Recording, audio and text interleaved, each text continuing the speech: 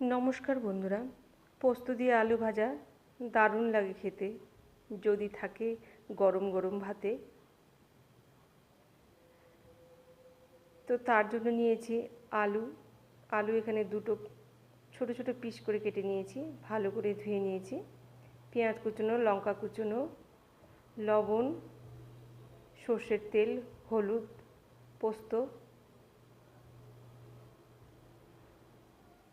উনুনে fry pan বসিয়ে দিয়েছি গরম হতে, সর্ষের তেল দিয়ে দিলাম।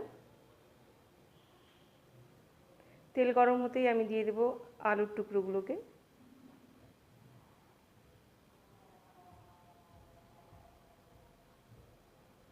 স্বাদ মতো লবণ দিয়ে দিলাম, পরিমাণ মতো হলুদ দিয়ে দিলাম।